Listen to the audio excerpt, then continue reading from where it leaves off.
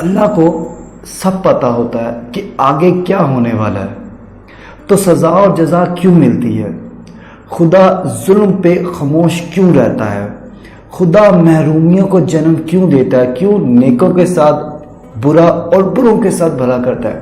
اگر آپ کے بھی یہی سوال ہے تو یہ کتاب آپ کے لیے ہے۔ کتاب کا نام ہے قسم اس وقت کی، زندگی جب شروع ہوگی کا دوسرا حصہ، ایک منکر خدا لڑکی کی داستان۔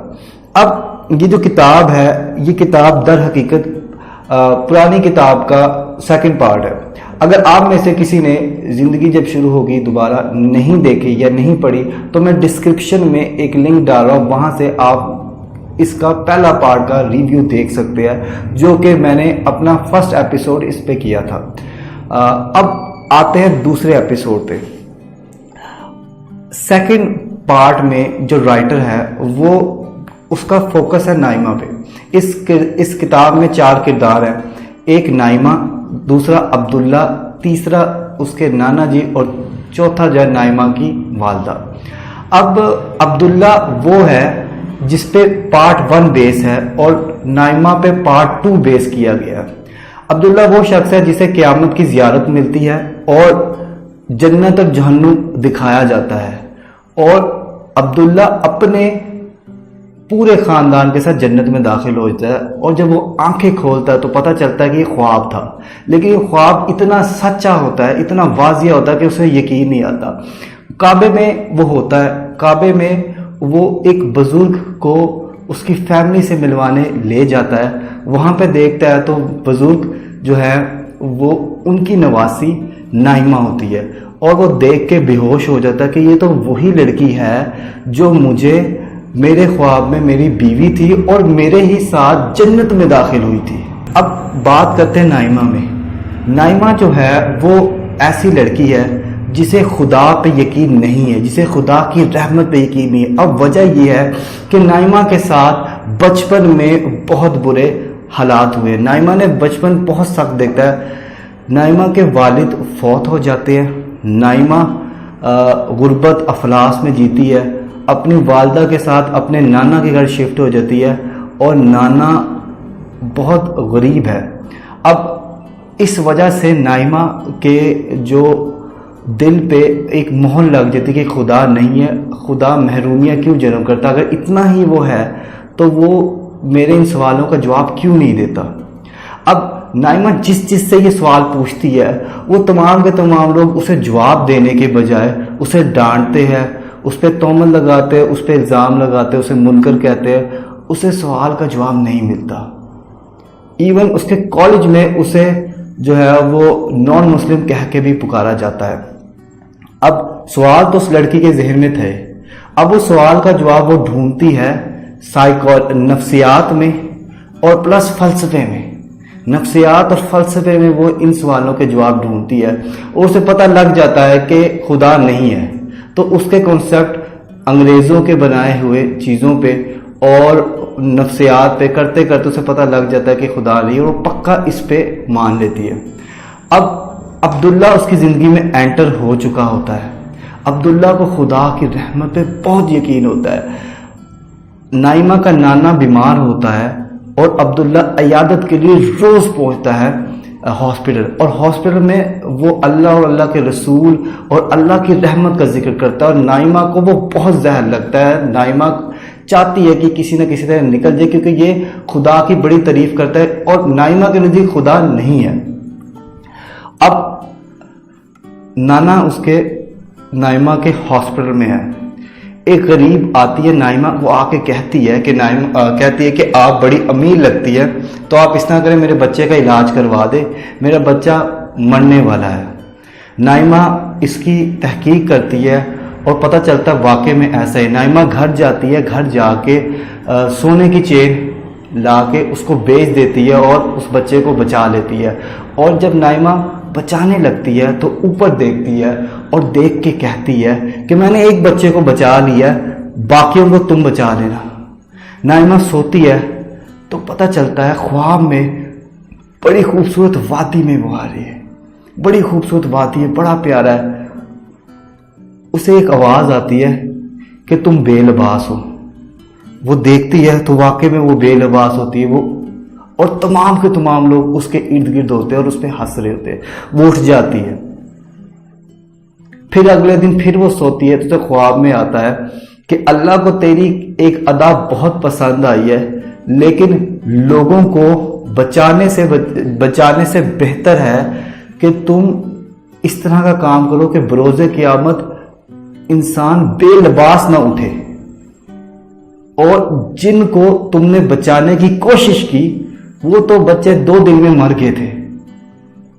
نائمہ دنگ سے اٹھتی، نائمہ ریسرچ کرتی، نائمہ کہتی یہ کیا بات ہے، یہ خواب مجھے کیوں آ رہے اور اس طرح کیوں ہو رہا ہے. وہ اپنے نفسیات اور اپنے فلسفے پہ کی ریسرچ دوبارہ کرتی ہے اور پتہ چلتا ہے کہ اسے اللہ سے جو نفرت ہے اور جو اس کے ساتھ واقعات ہوئے ہیں بچپن میں، اسے سوالوں کے جواب کی وجہ سے ڈانٹا گیا، اسے برا بھلا کہا گیا، یہ سارے کے سارے بلیوز ہونے کے وجہ سے اس کو یہ خواب آ رہے ہیں.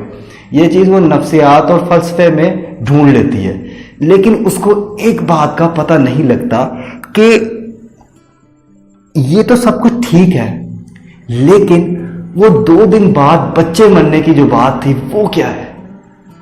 اب نائمہ ہاسپٹل پہنچتی ہے، ہاسپٹل پہنچ کے دیکھتی ہے اور ویسا ہی ہوتا ہے، اس کی روح کانپ اٹھتی ہے کہ میں نے جن بچوں کو بچایا تھا وہ بچے کیوں مر گئے.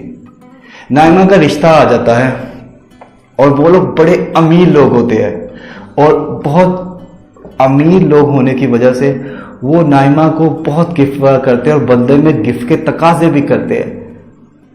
نائمہ کے نانا نے نائمہ کا ہاتھ عبداللہ کے ہاتھ میں دینے کا وعدہ کیا ہوتا ہے، لیکن کیونکہ نائمہ کو نفرت ہوتی ہے عبداللہ سے، کیونکہ عبداللہ اللہ اور اللہ کے رسول کو زیادہ محبت کرتا ہے، اس وجہ سے نائمہ کا کسی اور جگہ پہ رشتہ ہو جاتا ہے. لیکن نائمہ صورت اثر پڑتی ہے اور اس کے ذہن میں سوال اٹھتا ہے کہ قسم اس وقت کی کہ انسان خسارے میں ہے. اب نائمہ کے بلیو اس طرح کر کے ہوتے ہیں کہ غریب لوگ ہی خسارے میں ہوتے ہیں اور امیر تو ہمیشہ سکون میں رہتا ہے، اور غریب لوگوں کے ساتھ ہی ایسا کیوں ہوتا ہے. نائمہ سوتی ہے تو اسے اسی فرشتے کی آواز سنائی دیتی ہے جو اس کو کافی دنوں سے سنائی دے رہی ہوتی ہے. اب وہ فرشتہ کہتا ہے کہ میں تمہیں تمہارے سارے کے سارے سوالوں کے جواب دوں گا اور تم میرے ساتھ چلو، میں تمہیں سب کے سارے کے سارے سوالوں کے تمہارے جواب دوں گا اور ضرور دوں گا. اب خواب میں اسد نامی فرشتہ نائمہ کے ساتھ اس کے سوالوں کی جستجو میں لگ جاتا ہے اور اس کو لے کے جاتا ہے حضرت نوح علیہ السلام کے دور میں، حضرت صالح علیہ السلام کے دور میں، حضرت ہود علیہ السلام کے دور میں، حضرت لوط علیہ السلام کے دور میں، حابیل اور قابیل کے دور میں، اور حضرت محمد صلی اللہ علیہ وآلہ وسلم کے دور میں لے کے جاتا ہے اور اس کے تمام سوالوں کے جواب مل جاتے ہیں، اور بالآخر اسے عبداللہ پہ اور عبداللہ کے رسول پہ، اللہ پہ یقین ہو جاتا ہے. وہ لڑکی پکے اور سچے دل سے مسلمان ہو جاتی ہے اور عبداللہ کے ساتھ اس کی شادی ہو جاتی ہے. یہ بیسک پلاٹ ہے جو کہ اس کتاب کی سٹوری ہے، لیکن میں اس کتاب کو کسی اور اینگل سے لیتا ہوں. اب میں آپ کو بتاتا ہوں جو کتاب میں جو میں نے 3 سوال بولے ہیں اس کا جواب کیا ہے جو رائٹر اس کتاب میں ایڈریس کرتے ہیں. خدا ظلم پہ خاموش کیوں ہوتا ہے؟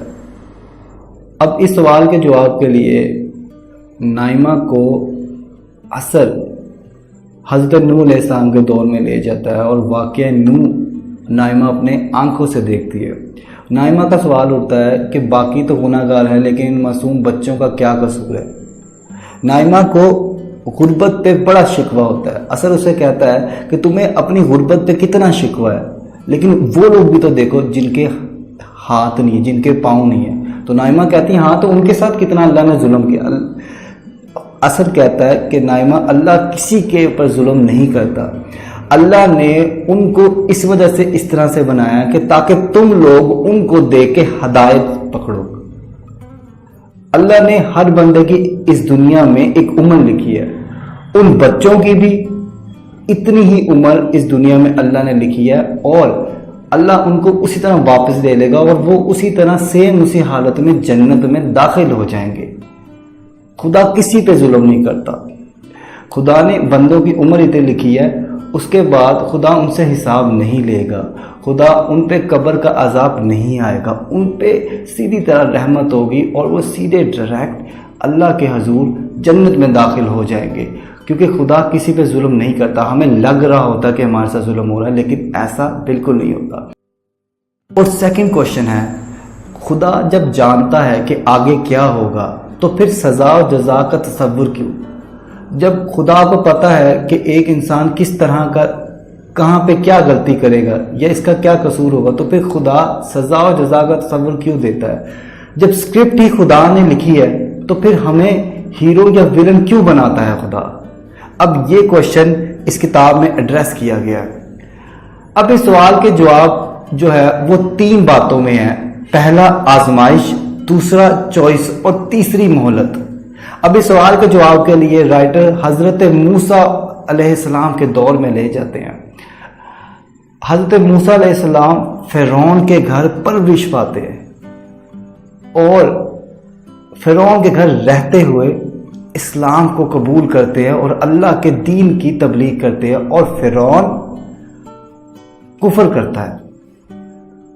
اب اگر آپ کو یہ بات کہی جائے کہ لیٹ سپوز کہ آپ نے فرعون کی اسکرپٹ لکھی ہے تو فرعون آپ کی وجہ سے کفر کر رہا ہے، فرعون اینڈ پہ آپ ہی کی وجہ سے مارا گیا، تو کیا آپ یہ الزام قبول کرو گے؟ آپ کہو گے نہیں، حضرت موسیٰ علیہ السلام بھی تو تھے نا، فرعون کے گھر پرورش پائی لیکن صرف اللہ کے پیغام کی تبلیغ کی۔ تو اللہ تبارک و تعالیٰ زندگی میں آزمائش لیتا ہے، اس آزمائش پہ ہمیں چوز کرنا ہوتا ہے رویہ، ٹھیک ہے؟ انسان اس دنیا میں آیا ہے آزمائش کے لیے، اور اس آزمائش پہ ایک رویہ بنتا ہے۔